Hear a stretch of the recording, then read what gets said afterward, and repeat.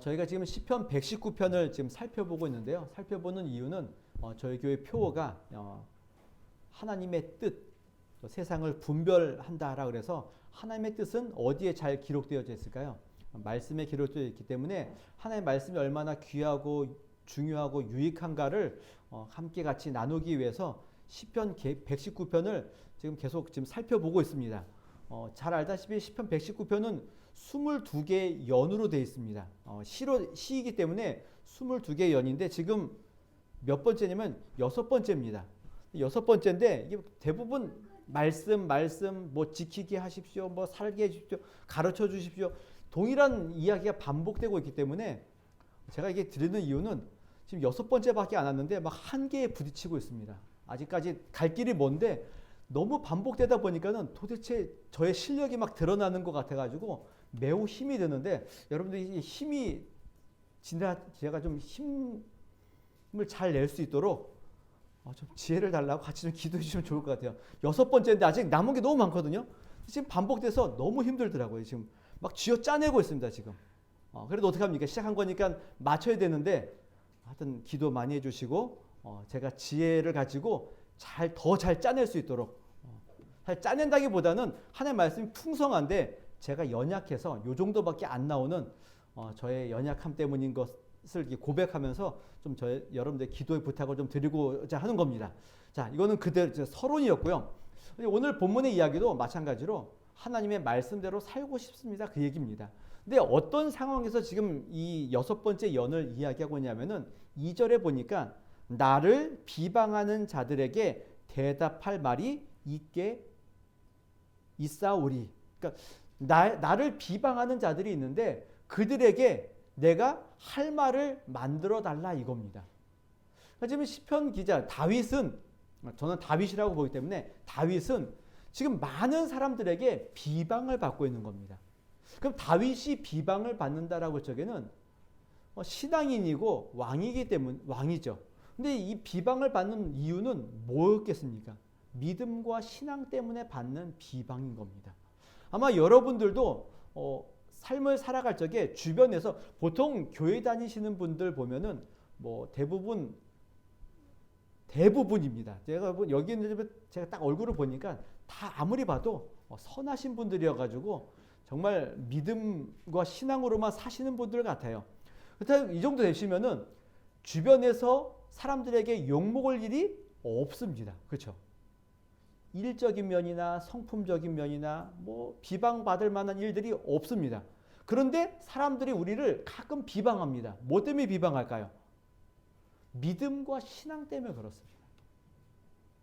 어찌 보면은 우리의 성품과 도덕적이고 윤리적인 행동들에 있어서는 사람들에게 비방받을 거리가 없습니다. 근데 하나 있다면은 뭐밖에 없죠?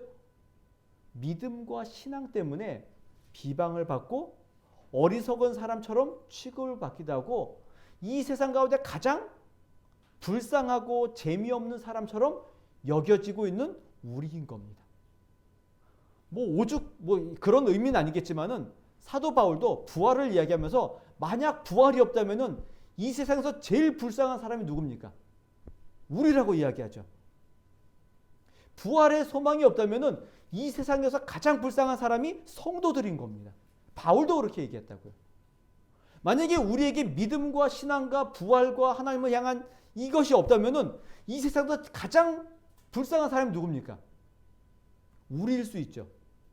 믿음과 믿는다는 이유 때문에 참아야 되고 억울한 소리를 들어야 되고 하고 싶은 거 못하고 주일날도 늦잠 자고 싶고 놀러 가고 싶은데 갈 데도 없고 갈 수도 없고 이런 상황 아닙니까? 주변에 직장인들 보면은 보통 직장 다니시는 분들은 휴가를 어떻게 가나요? 금요일날 밤에 갔다가 토요일, 주일, 월요일날 월차 내고 이렇게 화요일날 새벽에 들어서 얼마나 좋습니까? 믿는 사람도 어떻게 되나요? 갈 수 있나요, 없나요? 못 가죠. 못 가는 겁니다. 이번 설 연휴 어땠습니까? 안타깝죠. 너무 안타깝죠. 이게 믿는 자들 너무 어떨 때는 도대체 왜 믿어가지고 이런 생각 안 들어보셨습니까 혹시? 내가 안 믿었으면 이런 서러움이 없을 텐데, 안 믿었으면 내가 이런 소리를 안 들었을 텐데, 이럴 수 있다는 겁니다. 지금 다윗도 그런 소리를 듣고 있는 겁니다. 비방의 소리를 듣고 있는 겁니다. 어찌 보면 지금 오늘날도 마찬가지인 겁니다. 마찬가지인 겁니다.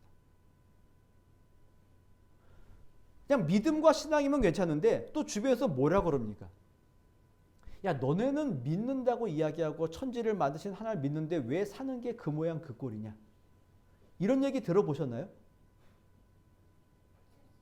그럴 수 있는 겁니다. 그럴 수 있다는 겁니다.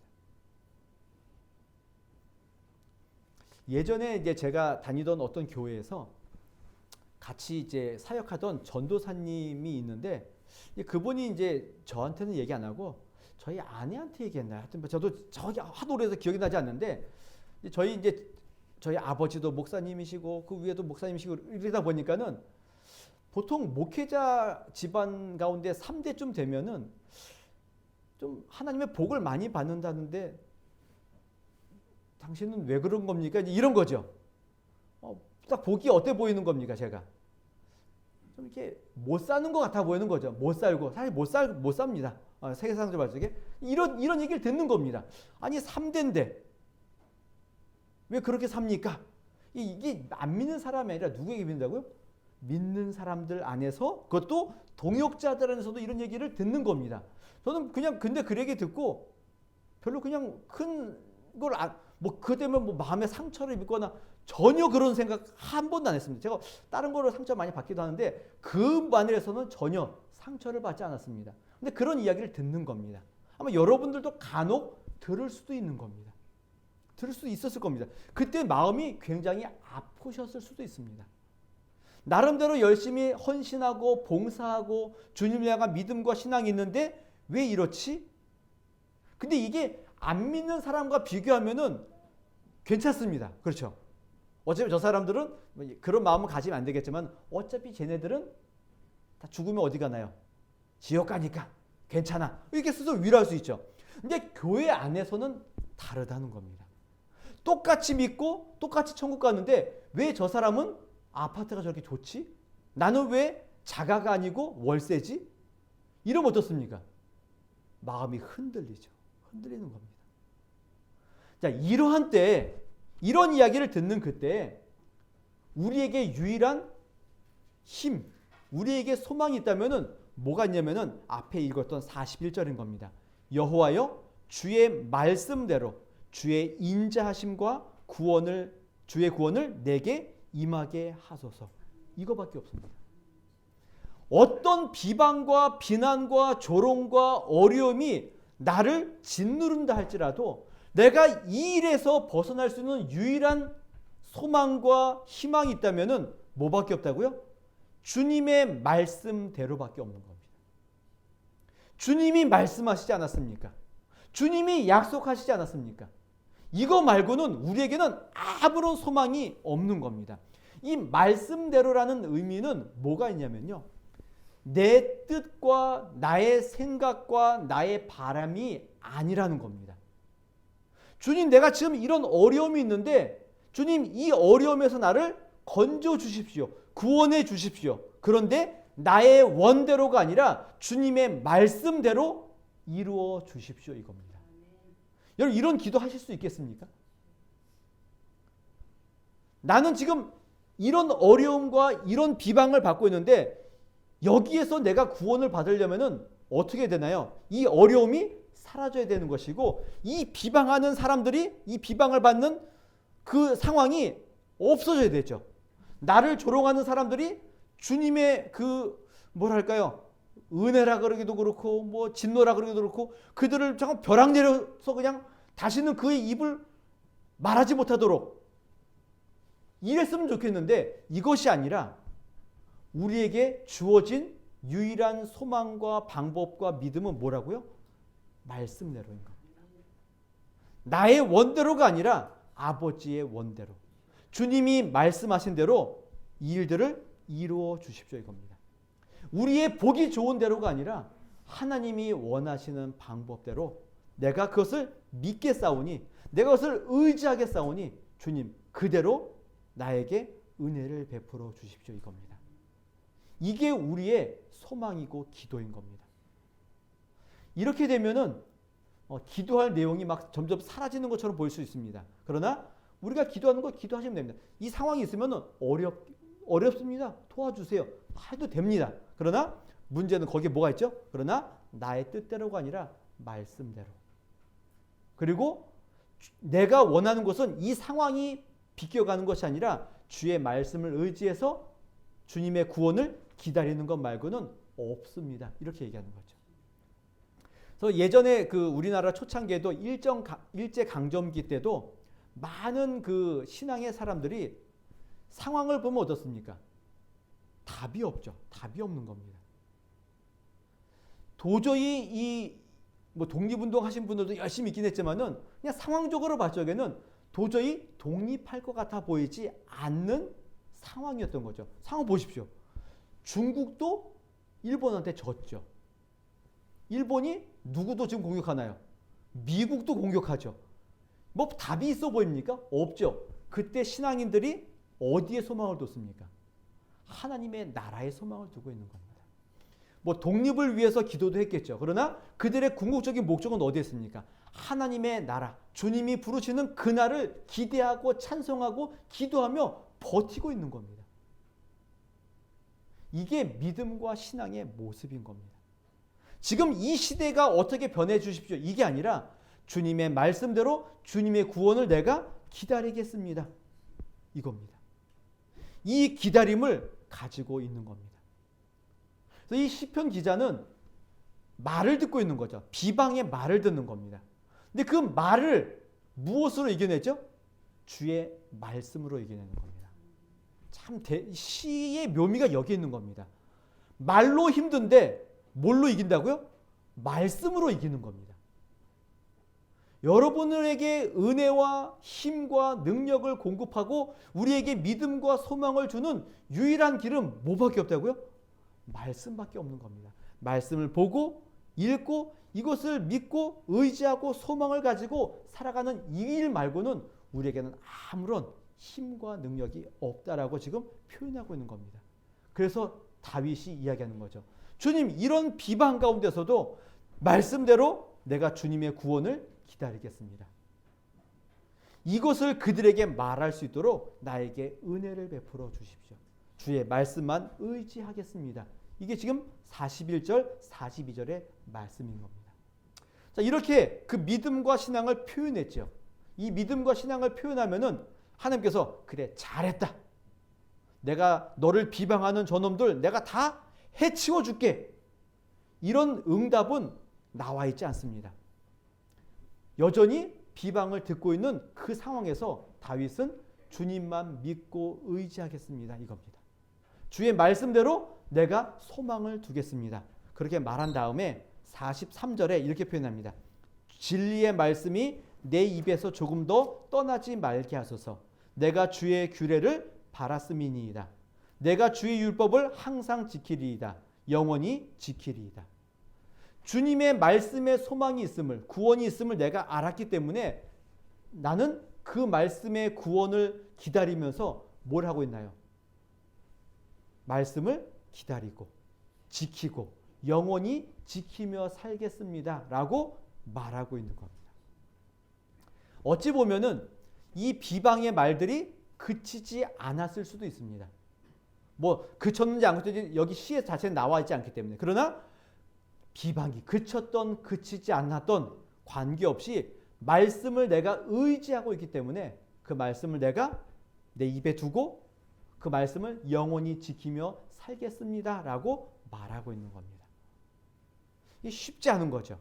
상황이 어찌해야 됐든 나는 주의 말씀을 잃어버리지 않고 그 말씀을 지키며 살겠습니다. 라고 고백하는 겁니다. 주변에서 누가 뭐라 하든지 간에 이 믿음과 신앙을 지키며 살겠습니다. 라는 고백과 같다는 겁니다. 이게 기다림을, 하나님의 말씀을 믿고 의지하고 기다리는 성도들의 자세인 겁니다. 그냥 무턱대고 앉아서 넋놓고 기다리는 것이 아니라 주의 말씀을 입에 두고 주의 말씀을 지키면서 기다리는 겁니다. 이게 우리의 삶인 거죠. 하나님의 나라를 기다리면서 그냥 가만히 앉아 있는 것이 아니라 말씀을 지키고 의지하고 입에 두고 소망하며 살아가는 것입니다. 이 소망과 이 기다림으로 살아가는 다윗이 자기의 삶을 이렇게 살겠다라고 결단을 합니다. 그 삶의 내용이 네 가지가 있는데 첫 번째 45절에 보니까 이렇게 얘기합니다. 내가 주의 법도들을 구하였사오니 자유롭게 걸어갈 것이오며. 자, 이런 주의 말씀대로 내가 주의 구원을 기다리며 열심히 살겠으니 자기는 뭐 하겠다고 이제? 주의 길을 자유롭게 걸어가겠다는 겁니다. 이게 자유롭게 걸어간다라는 이런 표현도 있지만은 세번역에 보면은 이렇게 얘기합니다. 넓은 세상을 거침없이 다니게 하옵소서. 더 어렵죠. 넓은 세상을 거침없이 가는 거하고 자유롭게 걸어가는 거하고 이게 자유로움과 거침없이가 지금 같은 의미인 겁니다. 그러니까 이 세상을 어떻게 걸어간다고요? 자유롭게 거침없이 걸어가겠다는 겁니다. 이 말의 뜻은 이런 의미인 겁니다. 이 세상이 어떠하든 어떤 상황에 나이가 있든 나는 주의 말씀대로 자유롭고 거침없이 그 길을 가겠다는 겁니다. 비방이 오든 환난이 오든 내가 주님을 믿고 의지하고 기다리고 있사오니 내가 이 길을 자유롭게 가겠다는 거죠. 하나님의 말씀을 자유롭게 내가 행동하며 살겠다는 겁니다. 누가 뭐라 하든 주의 말씀대로 거침없이 걸어가겠다 이겁니다. 이게 믿음의 고백을 하고 있는 성도들의 자세인 겁니다.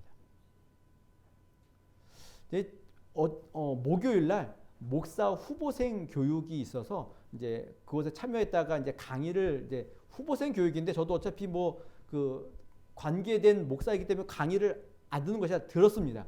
듣는데 이제 그분이 이제 뭐 여러 가지 강의를 쭉 하는 가운데 나중에 질문을 합니다. 이제 끝나고 나서 이제 후보생이 질문을 하는데 질문의 내용이 뭐였냐면 이런 거였습니다.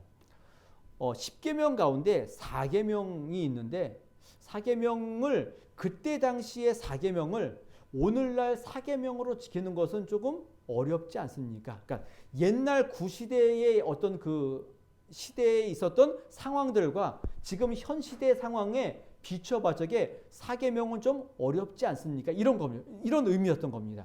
그러니까 안식일을 거룩히 지켜라라고 얘기하는데 보통 이제 우리나라 정서 지금은 좀 많이 흐트러지긴 했지만은 보통 안식일을 주일을 거룩히 주일 성수를 적에 어떻게 주일 성수했나요? 24시간 전체였죠. 그래서 새벽 예배부터 저녁 예배까지 하루를 예배로 열심히 드렸죠. 그런 거 안 해보셨나요? 아직 좀 늦게 믿으셔서 그러는 거죠. 예. 지금은 뭐 대부분 오후 예배가 막 2시, 뭐 1시 반, 뭐 막 이렇게 돼 있는데 한 10년, 20년 전까지만 해도 저녁 예배 드렸죠. 막 7시.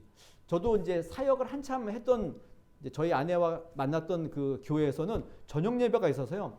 제가 9시에 일부 예배를 드렸어요. 그러면 찬양대도 해야 돼가지고 한 8시부터 8시에 가서 교육자들끼리 이렇게 기도회 하고 8시 반부터 찬양대 연습하고 일부 예배 드리고 11시에 중고등부 예배 드리고 밥 먹고 교사 모임하고 중간에 잠깐 쉬었다가 7시 반에 예배 드리고 예배 끝나고 나서 일부 예배 성가되니까 9시 끝나고 일부 예배 성가대 다음 주 연습하고 그럼 몇 시에 끝날까요? 저야 어차피 교육자니까 전도사니까 뭐 저는 그렇다고 쳐요. 근데 거기에 있는 애들은 다 중고등학교 애들 일부 여러분 지금 그렇게 하라 그러면 하시겠습니까? 교회에서 그렇게 하면 다른 교회 가야지. 이런 생각 안 하시겠습니까? 근데 그게 거룩하게 지키는 것인 줄 알고 살았던 겁니다. 그 부분에 대해서 이 친구가 이야기하는 거죠. 그때 당시의 주일과 지금의 주일의 개념은 다르지 않겠습니까? 상황이 다르지 않습니까? 그래서 뭐 우리나라도 옛날에는 뭐 버스 타면은 주일날 버스 타면 안 되잖아요. 버스 타면 안 되고 주일날 돈 쓰면 안 되고 뭐 이런 거 있었습니다. 그러면 안 되지 않습니까? 라고 묻는 겁니다. 그랬더니 그 강의했던 교수님이 하시는 이야기가 그렇게 이야기하면은 나는 너무 초라해진다고.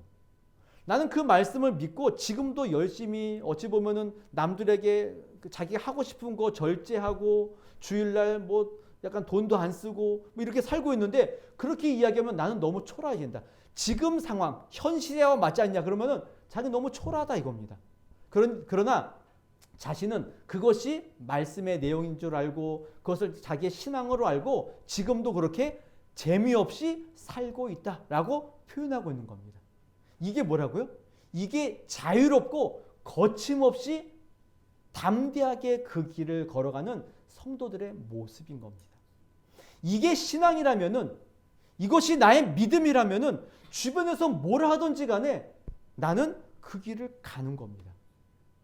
이게 우리의 자유로움인 겁니다. 이게 우리의 거침없는 담대함이고 당당함인 겁니다.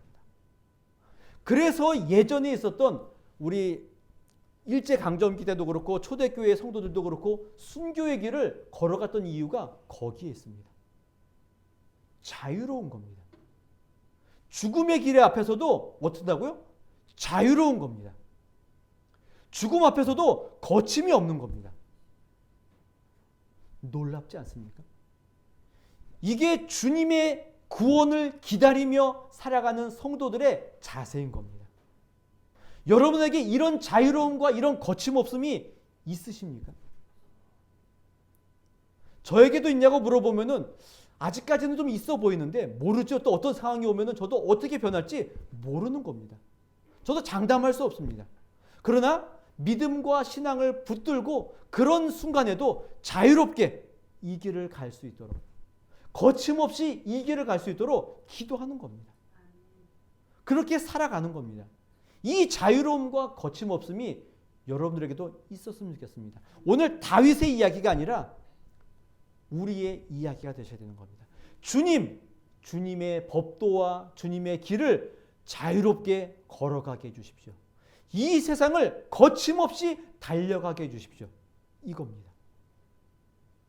제가 좋아하는 성경 구절 가운데 그 사도행전 가운데 사도행전 28장 맨 마지막 절에 어떻게 표현되어 있냐면은 바울이 열심히 전도 생활하다가 어떻게 되나요? 로마에 갔는데 어떻게 되나요? 감옥살이를 하죠. 근데 감옥살이를 하는데 좀 정말 무슨 뭐 철창에 갇힌 감옥은 아니고 어디에 가나요? 그냥 약간 그 귀양살이 하듯이 집을 하나 주죠. 근데 그 집이 얼마나 뭐 좋겠습니까? 근데 그런 집에서 뭘 하냐면 하나님의 나라의 복음을 거침없이 담대하게 전파하니라 라고 끝나는 겁니다. 거기에 거침없이 담대하게라는 단어가 들어갈 수 있는 건가요? 정말 무슨 로마 그 어딘가요? 뭐 콜로세움 뭐 이런 데 딱 서가지고 바울이 여러분 주 예수를 믿으십시오. 이래야 거침없고 담대함인데 어디 저 구석에 있는 작은 집에서 옥살이 하면서 하나님의 나라를 거침없이 담대하게 전할 수 있는 이게 표현이 맞는 겁니까? 안 맞죠. 안 맞죠. 안 맞는 겁니다. 뭐 어찌 보면은 그 월드컵 경기장에서 막 설교를 해야 막 거침없고 담대한 것처럼 느껴지지 않습니까? 근데 이게 작은 교회 안에서 제가 막 얘기해봐야 뭐 거침없이 담대하게 오늘 설교했습니다. 여러분 믿겠습니까? 그럼 뭐랄까요? 그냥 피식 웃을 수 있겠죠. 그럴 수 있겠죠. 그런데 그렇게 사용할 수 있다는 겁니다. 왜 그런가요? 하나님의 말씀과 주님의 구원을 믿고 기다리는 자들이기 때문에 그것이 어디든 어떤 상황이든 누구든 쓸 수 있는 겁니다. 여러분들도 거침없이 담대하게 신앙생활 하십시오. 그랬더니 뭔가 막 엄청난 일을 생각하죠. 그런 거 안 해도 괜찮습니다. 그냥 조용히 주의 말씀을 귀 기울이고 예배 자리에 서 있고 또 뭐 구역 모임, 속회 모임에 열심히 하고 있고 누가 뭐라든지 간에 교회 가서 뭐 잠깐 뭐 쓸기도 하고 뭐 닦기도 하고 이런 거 하고 있다면은 잘하고 있는 겁니다. 직장 생활을 하기 전에 앉아서 잠깐 기도하고 성경 한 장 읽고 뭐 남들 볼까봐 무서워서 잠깐 뭐 이렇게 할 수도 있겠지만 그래도 잘하고 있는 겁니다. 거침없이 담대하게 그 길을 걸어가시는 겁니다. 이게 첫 번째 우리의 다짐이 되셔야 되는 겁니다. 믿음과 신앙대로 말씀대로 살아가는 첫 번째 내용이 이겁니다. 두 번째는 46절에 또 왕들 앞에서 주의 교훈들을 말할 때에 수치를 당하지 아니하겠사오며 지금 다윗은 비방을 받고 있죠. 그러니까 믿음과 신앙의 내용을 누군가에게 이야기하기가 부끄러워 보이는 그런 상황인 겁니다. 그럴 때에도 자신은 뭐 하겠다고요? 왕들 앞에서도 주의 교훈을 말하겠다는 겁니다. 그때에도 뭘 한다고요? 수치를 당하지 아니하겠습니다. 그러니까 내 상황이 조금 불안해 보이고 조금 비방을 받을 만한 상황이라 할지라도 왕 앞에서도 나는 담대하게 주의 말씀과 나의 길을 선포하겠습니다. 이겁니다. 그 사람이 누구든지 간에 나는 그 일을 하겠습니다. 그리고 그 일을 한 다음에 절대 부끄러워하지 않겠습니다. 라고 말하겠다는 겁니다. 좀 표현이 좀 비약일 수도 있겠지만은 삼성의 그 회장 앞에서 여러분들이 가서 전도를 하는 겁니다. 예수 믿으면 복 받습니다. 그럼 그분이 뭐라 그럴까요? 난 이미 다 받았는데? 더 이상 필요 없는데? 그럴 수 있겠죠. 그렇지 않겠습니까? 그리고 그 앞에 가서 뭐 복 받는다는 이야기를 여러분들이 할 수 있을까요? 좀 어렵잖아요. 그래도 마치 그런 겁니다. 그렇다 할지라도 부끄러워하지 않겠다 이겁니다. 세상의 모든 권력자 앞에서 가장 작은 자로 서 있다 할지라도 그들 앞에서 부끄러워하지 않겠다는 겁니다. 나의 이 믿음과 신앙의 내용을 부끄러워하지 않겠다 이겁니다. 그래서 초대교회 성도들도 그 노예와 그 죽음 앞에서도 그 황제와 자기를 죽이려고 하는 그 로마 군인 앞에서도 어떻게 하나요? 부끄러워하지 않는 겁니다. 자기는 지금 죽음 앞에 사형자 앞에 끌려감에도 불구하고 많은 여성들이 그 군인 앞에서 담대하게 복음을 증거하고 나타내고 있다는 겁니다. 사람들이 보면 어떻게 할까요? 야, 지금 너나 구원해. 너나 구원받아. 근데 그 상황에서도 전혀 부끄러워하지 않는 겁니다. 이게 믿음과 신앙의 사람들인 겁니다. 말씀대로 주의 구원이 일어나기를 기다리는 성도들의 모습인 겁니다. 하나님의 뜻과 하나님의 길이 확실함에도 불구하고 우리의 삶이 또 그 걸음이 하나님의 그 은혜가 없어 보일 때도 있습니다. 그래도 여러분들은 뭘 하시지 말라고요? 부끄러워하지 마시고 그 길을 잘 가시라 이겁니다. 제가 아까 좀 전에 말씀드린 것처럼 목회자 3대쯤 되면은 복 받는데요. 라는 이야기를 들어도 이게 제 길이기 때문에 뭐 세상이 이야기하는 복과 은혜가 없어도 괜찮은 겁니다. 부끄러움이 없는 겁니다. 가는 거죠. 이게 말씀대로 살아가는 성도들의 자세인 겁니다. 때로는 야곱처럼 바로 앞에서 담대하게 이야기할 수 있으셔야 되는 겁니다. 다니엘처럼 그 왕들 앞에서도 자기의 길을 이야기할 수 있어야 되는 겁니다. 에스더처럼 죽으면 죽으리라 그 담대함을 가지고 나아가는 겁니다. 이게 믿음이고 신앙이고 이게 주의 말씀을 믿고 기다리는 성도들의 자세인 겁니다. 세 번째로는 내가 사랑하는 주의 계명들을 스스로 즐거워한다. 즐거워하는 겁니다. 지금 이 약속의 내용이 나에게 이루어지지 않았다 할지라도 그 계명이 주의 말씀이기 때문에 내가 말하였으니 반드시 이루리라고 말씀하시는 하나님을 믿기 때문에 그 말씀을 읽으며 즐거워하는 성도들이 되셔야 되는 겁니다. 마지막 네 번째로는 또 내가 사랑하는 주의 계명들을 향하여 내 손을 들고 주의 율례들을 작은 소리로 읊조리리이다. 내 사랑하는 주의 계명들, 사랑하는 계명들인 겁니다. 이 일 때문에 비방을 받아도 사랑하는 주의 계명들인 겁니다. 이것들을 붙들고 열심히 읊조리고 증거하고 묵상하며 사는 것입니다. 이것이 주의 말씀대로 믿고 기다리며 소망 가운데 살아가는 성도들의 다짐이고 자세이고 우리의 삶의 내용인 겁니다. 자유롭게 걸어가시고 부끄러워하지 마시고 즐거워하시고 사랑하는 계명을 날마다 묵상하며 살아가시는 귀한 성도들이 되어서 신앙과 믿음으로 살아가는 일이 힘들고 어려운 이 시대 가운데 내가 말하였으니 반드시 이루리라 말씀하신 주의 말씀을 가장 자랑스러워하고 가장 기뻐하고 즐거워하면서 주님의 길을 거침없이 담대하게 자유롭게 걸어가시는 하나님의 성도들이 되시기를 주님의 이름으로 부탁을 드리겠습니다.